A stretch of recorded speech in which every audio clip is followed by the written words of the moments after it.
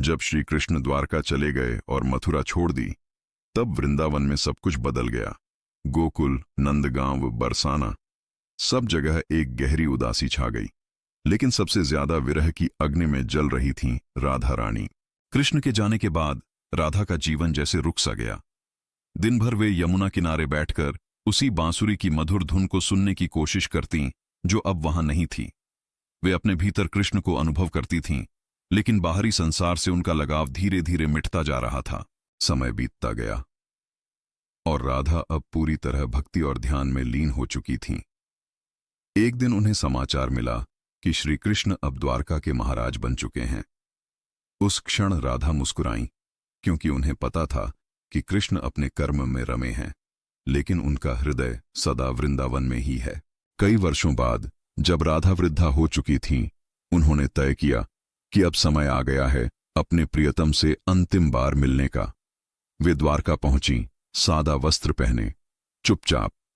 किसी ने पहचाना नहीं कि यह वही राधा हैं जिनके प्रेम में स्वयं भगवान पिघल जाया करते थे। राजमहल पहुंची, पर द्वारपालों ने उन्हें रोका। राधा बोली, मुझे बस कृष्ण के दर्शन करने हैं। संदेश भीतर गया और कृष्ण ने स्वयं बाहर आकर देखा।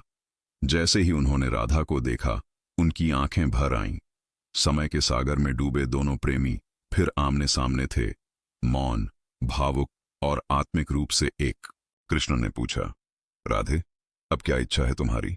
राधा बोली, मुझे बस तुम्हें अंतिम बार निहारना है कान्हा।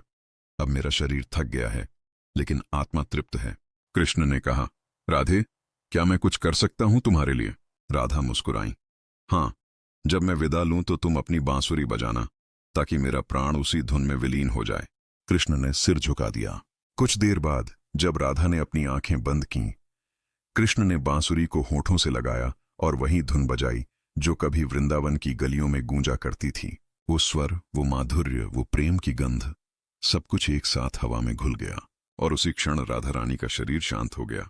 उनका प्राण उसी बांसुरी की धुन में श्री कृष्ण के हृदय में समा गया। कृष्ण ने आंसू बहाते हुए अपनी बांसुरी को तोड़ दिया और कहा, अब यह धुन अधूरी रहेगी, क्योंकि जिसके लिए बजती थी वह अब साक्षात मेरे भीतर है। इसके बाद कृष्ण ने उस स्थान पर राधा की स्मृति में ध्यान लगाया। कहा जाता है कि वही स्थान राधा कुंड के रूप में आज भी मौजूद है। राधा और कृष्ण का प्रेम कभी समाप्त नहीं हुआ। वो शरीर से नहीं, आत्मा से जुड़ा था।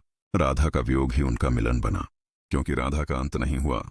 वो तो हर श्वास में, हर नाम में, हर कृष्ण के उच्चारण में सदा जीवित हैं। यह कथा प्रेम, भक्ति और आत्मिक एकत्व की अमर कहानी है।